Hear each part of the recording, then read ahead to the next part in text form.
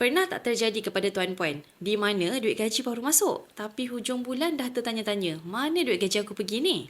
Sebenarnya Tuan Puan, masalah kita bukan sebab gaji kecil, tapi masalah sebenarnya adalah bila dapat duit gaji, kita selalu belanja dulu duit tu, ada lebih baru fikir nak simpan.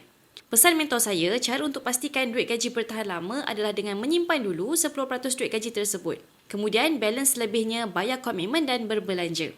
Jadikan formula ini sebagai tabiat setiap kali dapat duit gaji.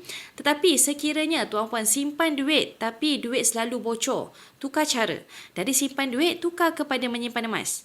Kerana emas juga duit, tetapi duit yang tak mudah untuk dibelanjakan dan dalam bentuk yang lebih baik nilainya.